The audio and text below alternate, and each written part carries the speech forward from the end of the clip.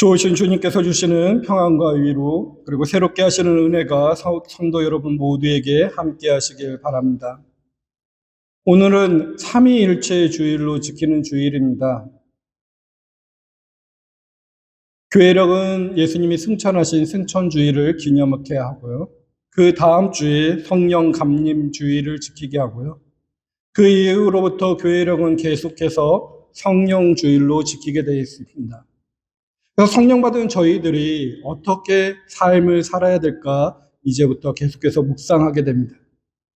하지만 그 성령주일 앞에서 첫 번째 주일은 삼위일체 주일로 지냅니다. 성령을 따라 살아가는 사람들의 그 근본적인 힘은 바로 삼위일체 하나님에게 있기 때문에 배치했다고 저는 묵상이 됩니다. 근데 지난주에도 말씀드렸던 것처럼 성령에 대한 설교가 오늘날 시대 교회 강단 속에서 많지 않습니다. 근데 더욱이 성령을 포함한 삼위일체에 대한 설교는 더욱더 없습니다. 그래서 그리스도인으로 살아가는데 가장 근본적인 힘은 그 삼위일체 하나님에게 있는데 그 삼위일체에 대한 생각 없이 1년을, 2년을 신앙생활을 보낼 수 있는 게 우리의 현실입니다. 그래서 교회력에 따라 설교하는 목사들은 1년에 한 번만이라도 삼위일체에 대해서 함께 묵상해보자 이 말씀 앞에 서보는 것입니다. 물론 삼위일체는 낱말로는 이해가 됩니다. 하나님을 아버지와 아들과 영의 일체로 보는 개념입니다. 하지만 이것에 대한 것을 남에게 설명해 보라 하면은 그때부터 저희가 어려워집니다. 그것에 대한 실질적인 깊이를 우리가 느끼지도 못합니다. 구약의 하나님을 똑같이 믿는 유대교인들은 이 삼위일체를 믿는 기독교인들에게 이렇게 말합니다. 너희들의 주장이 터무니없다고. 예를 들어서 예수님의 공생애 중에 하나님께 기도하는 장면이 있습니다. 예수님이 하나님과 동질이라면 지금 그 기도는 누구한테 하는 거냐고. 결국 자신에게 기도를 드리는 것이 아니냐 하면서 일방적인 사고방식으로는 이 삼위일체를 이해할 수 없는 것을 표현하곤 합니다. 그렇기 때문에 예수님께서 산헤드린 공회에서 신성 모독죄로 징계받은 이유도 여기에 있었습니다. 이런 오해를 넘어서려면 우리가 조금 더 삼위일체에 대해서 묵상해보고 생각해 보셔야 됩니다. 근데 성경에는 삼위일체란 단어가 나오지 않습니다. 이 성경을 근거로 해서 예수님 이후에 교부들이 이 단어를 쓰기 시작했습니다. 성경은 그냥 간접적인 설명만 나오고 있는 것이죠. 오늘 주어진 본문 같은 속에서 우리는 유추해 봅니다. 그렇기 때문에 이 삼위일체를 논리적으로 이성적으로 성경을 근거로서 표현하기에는 너무나 힘듭니다. 또한 삼위일체 하나님이라는 것은 우리의 차원과 다르기 때문에 다른 차원에서 우리 차원으로 내려오신 그 의미이기 때문에 우리는 부분적으로밖에 그것을 경험할 수밖에 없습니다. 참 제한적입니다. 그렇기 때문에 삼위일체 하나님은 그저 신앙의 고백으로 나의 믿음 속에서 그 하나님에 대한 경험의 고백 가운데 이 고백들이 우리가 동일한 고백을 하고 있구나 하는 것에 대해서 한계가 저 있습니다. 그래서 우리는 예배 때마다 사도신경으로 신앙 고백합니다. 여러분들 그 신앙의 고백의 내용에 삼위일체 하나님에 대한 고백이 담겨져 있습니다. 정말로 진심으로 그 고백을 하고 있는지 오늘 한번 깊이 생각해 보시길 바랍니다. 하지만 이 고백을 하는 사람들은 이 삼위일체 하나님이 사실은 우리의 삶에 가장 신비한 일이며 우리의 삶을 가장 아름답게 빚어가는 삶의 방식이라고 고백하는 이들이 많습니다. 여러분들 삶 속에도 그런 고백이 있으신지요? 오늘 로마서도 동일하게 말씀하고 있습니다. 삼위일체 하나님은 우리를 새롭게 창조하시고 또한 우리를 구원에 이루시고 삶의 모든 고난 속에서 진리와 소망으로 인도하시며 우리를 모든 피조물과 함께 사랑의 교제 안에서 초대하여 생명과 평화를 누리게 하시는 삶의 신비라 표현하고 있는 듯합니다. 오늘 이 부분을 같이 묵상해 보겠습니다. 근데 바로 성경 말씀 속에서 이 말씀을 묵상할 때는 이 삼위일체 하나님의 삶의 신비가 잘 와닿지 않습니다. 그러면서 이 말씀을 준비하면서 접하게 될 한 가지 예를 여러분과 나누면서 이 말씀으로 들어가고자 합니다.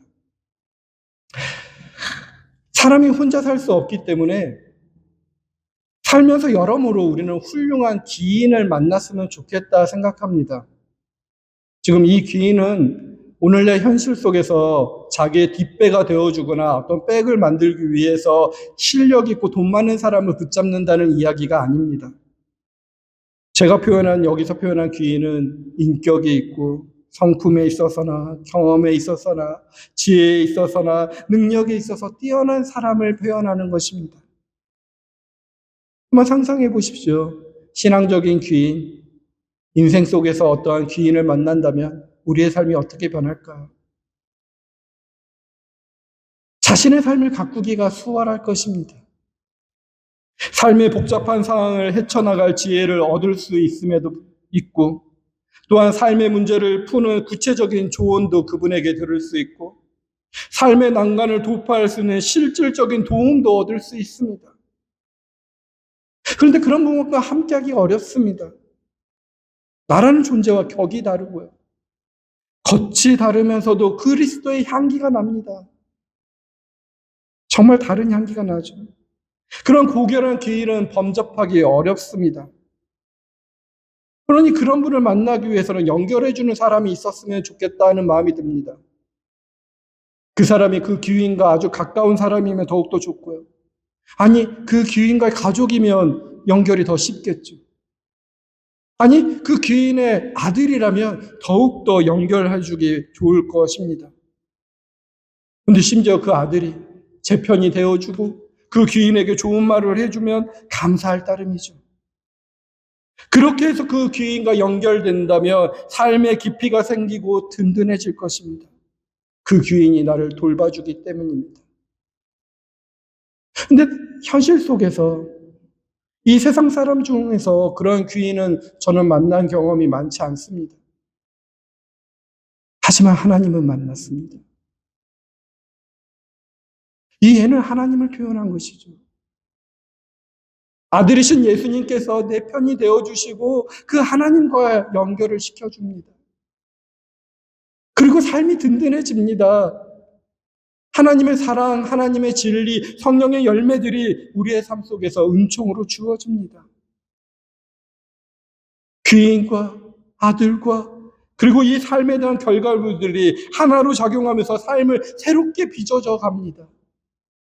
그것을 느끼기만 한다면, 그 안에서 존재한다면 우리의 삶이 새롭게 빚어지죠. 삶은 이렇게 삼위일체적인 신비입니다. 그래서 우리의 그리스도인의 삶은 신비하다 표현할 수 있습니다. 그리스도인은 이러한 삼위일체 신비 안에 속에서 언제 어디서 무엇을 하든 이 세 인격을 하나로 경험하면서 삶을 가꾸게 됩니다. 이 세 인격이 하나로 작용되는 곳에서의 삶은 틀림없습니다. 부유해진다, 세상에서 큰 권세를 가진다는 그러한 틀림없음이 아닙니다. 오늘 그 틀림없음의 삶을 로마서는 이렇게 표현합니다. 1절 한번 앞부분 같이 보시죠. 그러므로 우리는 믿음으로 의롭다 하심을 받았으므로 라고 표현합니다. 의롭다 하심. 우리가 뭔가 도덕적으로 결점이 없거나 윤리적으로 뛰어난 사람이 된다는 것이 아닙니다. 신약 성경에서 말하는 의롭다 하심은 하나님과의 제대로 된 관계를 맺게 된다는 것입니다. 완전히 의이신 하나님과의 관계를 맺어서 우리가 의인이라 칭함받는다는 것입니다. 이 관계의 회복이 생성된다는 것입니다. 즉 그리스도가 자기의 의를 우리에게 주심으로 우리를 하나님과 연결시켜 준다는 것입니다. 이러니 든든해지죠. 예수님은 그래서 우리를 관계로 이끌신 겁니다. 그러니 성경에서 예수님은 자신을 아버지께로 이르는 길이라 표현하셨고요. 새로운 삶의 지평을 열어주는 문이라고도 하셨습니다. 우리는 예수님을 통해 사랑의 하나님에게 이르고 새로운 삶의 문이 열리는 경지를 경험하게 되는 것입니다. 그러면 틀림이 없습니다. 어떻게 틀림이 없냐면 바울은 1절부터 3절에서 이렇게 표현합니다. 계속해서 말씀을 보시기 바랍니다. 1절 후반부죠. 우리 주 예수 그리스도로 말미암아 하나님과 더불어 평화를 누리고, 평화입니다. 2절에 우리는 또한 그리스도로 말미암아 지금 서 있는 이 은혜의 자리에 믿음으로 나오게 되었으며, 은혜입니다. 믿음으로 나오는 은혜입니다. 하나님의 영광에 이르게 될 소망을 품고 자랑합니다.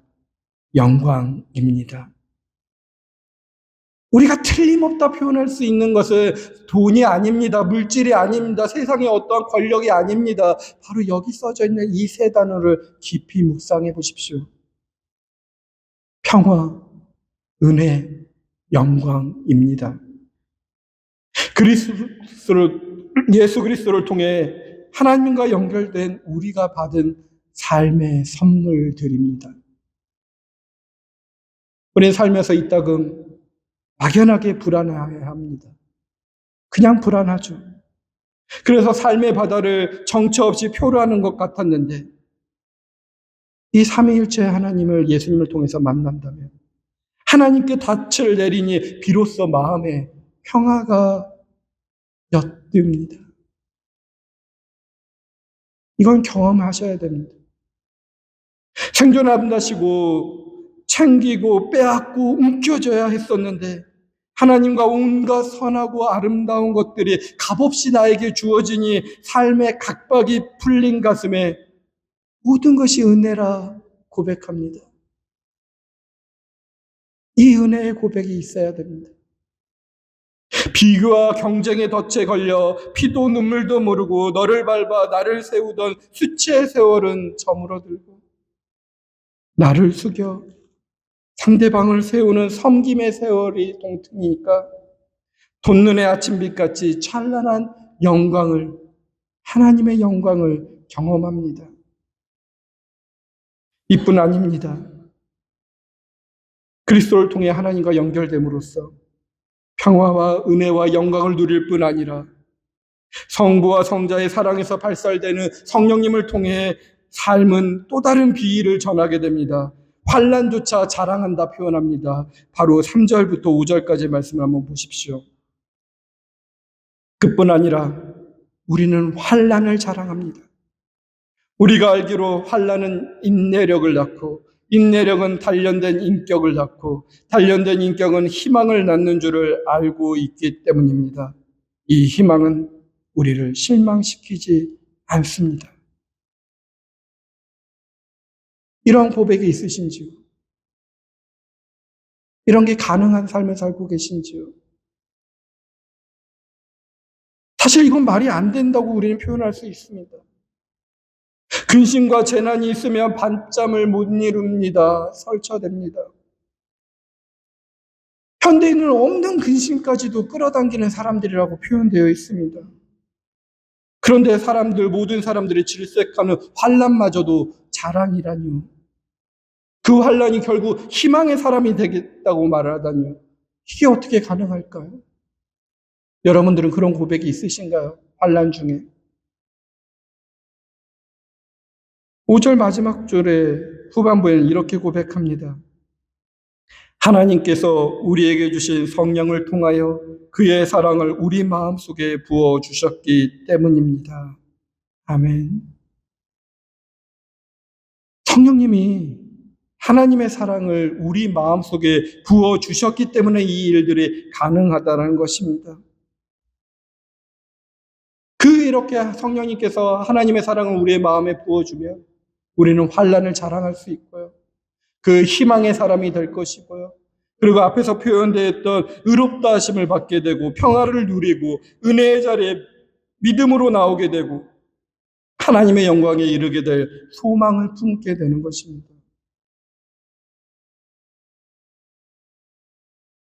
불확실한 세상 속에서도 이렇게 평화를 누리고 각박한 세상 속에서도 은혜를 맛보고 나누고 수치가 생존의 음식이 된 세상에서도 영광에 이르며 고난과 환난 중에도 기뻐할 수 있는 삶, 아름다운 삶이 아닌가요? 여러분들의 삶은 어떠신가요? 이런 그리스도의 아름다운 삶, 이런 삶이 우리의 삶 속에서 가능했던 적이 있으셨나요? 어떻게 가능할까요? 이 아름다운 삶이 나의 삶 속에서 느껴지시고 보이시냐 말씀하는 겁니다. 안 느껴지고요. 안 보이고요. 여기에 대한 감흥이 없다는 것은 아마 그런 순간이 되어 있다면 성령님의 도우심을 간구하십시오. 지난주 설교 속에서 말했던 것처럼 성령님 오시옵소서 말씀하시면서 성령님의 도움을 간구하십시오. 성령님이 도우셔야 하나님의 사랑이 들어와야 이 모든 아름다운 삶이 우리에게 이루어지는 것입니다. 근데 돌이켜 생각해 보면 우리가 성령님 오시옵소서 하기 전에 이 아름다운 삶을 살지 못하는 저와 여러분들을 이 예배의 자리로 부르시고요. 성령님은 다시 한번 삼위일체 하나님에 대해서 생각하게 하시고요. 이 말씀 앞에 우리를 세우시고요. 다시 한번 복된 삶에 또 한번 불러주시는 은혜 앞에 있지 않나 저는 묵상해 봅니다. 오늘 이 예배가 다시 한번 삼위일체 하나님의 그 복을 누려보라 초대의 자리라 생각됩니다. 그러면서도 계속 생각해 봅니다. 왜 이렇게 오랜 동안 신앙생활을 해왔는데도 이 아름다운 삶을 살지 못하고 이 아름다움을 보지도 못하고 느끼지 못하는 삶에 살고 있을까 계속해서 고민이 됩니다. 그래서 설교를 준비하면서 이 5절 후반부의 말씀 앞에 계속 서 있어 봤습니다. 하나님께서 우리에게 주신 성령을 통하여 그의 사랑을 우리 마음속에 부어주셨기 때문입니다. 하나님의 사랑이 우리의 마음속에 부은 바 되었다 합니다. 하나님의 사랑이 내 안에 부은 바가 없어서 그럴까? 아니면 내가 그 하나님의 사랑을 제대로 깨닫지 못해서 그럴까? 하나님의 사랑에 대한 경험이 관건이 되지 않을까라는 생각까지 나아가게 됐습니다. 우리는 말로는 하나님의 사랑이라는 말을 너무나 말하고 있지만 실제적으로는 그 하나님의 사랑을 제대로 경험하지 못하는 삶을 살고 있지 않나 두려워졌습니다. 우리가 세상 살아가는 모습들은 사랑받지 못한 자의 삶의 모습으로 살아갑니다. 어제도 저는 그런 모습을 저에게서 발견했는데요. 작은 일에 섭섭해합니다. 사랑을 충분히 받으면 섭섭해하지 않아야 되는데 외로워합니다. 신경과민을 보입니다. 약간의 손해만 당해도 억울해합니다. 세상에서 그런 방식으로 살아가기 때문에 본문이 말하는 하나님의 사랑을 실질적으로 느끼기가 어렵지 않나 생각이 됩니다. 그렇다면 바울이 말하는 하나님의 사랑은 구체적으로 무엇이고 우리는 그 하나님의 사랑을 어떻게 경험할 수 있고 우리도 어떻게 사랑하는 사람이 될 수 있을까 계속 묵상해 봤습니다. 일단 우리가 사랑할 수 있는 능력이 있다는 것에 대해서 내려놓아야 될 것 같습니다. 아무리 살펴봐도 내 안에는 사랑의 능력이 없습니다. 오로지 나밖에 사랑할 줄 모릅니다. 그리고 하나님에 대한 사랑을 잘 모릅니다.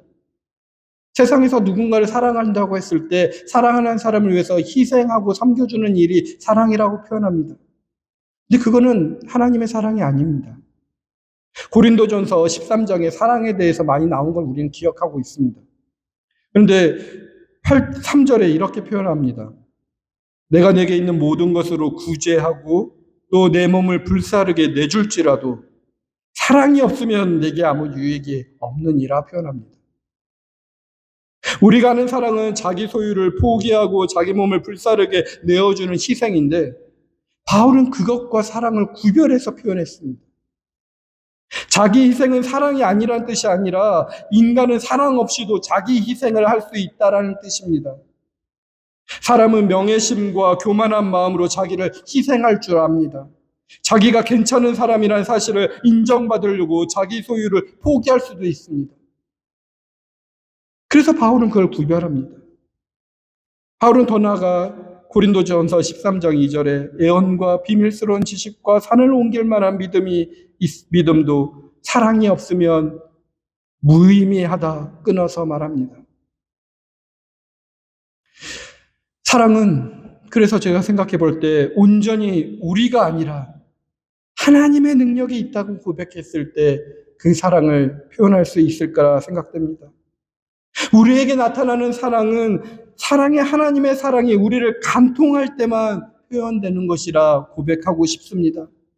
따라서 우리는 자랑할 것이 아무것도 없습니다. 모든 걸 하나님께 감사하고 찬양하는 삶을 살아야 되죠. 하나님의 사랑을 경험하게 되면 우리는 자연스럽게 축소되고 자기 자신을 사랑했던 것을 내려놓게 되어 있습니다. 그렇게 자기가 없어지니 평안해지는 것이죠. 그렇다면 어떻게 이 하나님의 사랑을 경험해야 될까? 어떻게 나를 축소시키고 이 하나님의 사랑을 받도록 노력할까요? 바울은 이 대목에서 성령을 언급했습니다. 자기가 노력해서 하나님의 사랑을 경험하는 게 아니라 성령을 통해서 받는다고 말하는 것입니다. 바로 외부에서 주어진다는 것입니다. 오늘 복음서의 말씀도 동일하게 말씀하고 있습니다. 오늘 복음서 16장 13절 말씀을 보십시오. 그러나 곧 그분의 진리의 영이 오시면 외부에서 오는 겁니다. 그가 너희를 모든 진리의 가운데로 인도하실 것이라 표현합니다. 사랑도 외부에서 주어지는 것이고요. 진리도 외부에서 주어진다는 것입니다.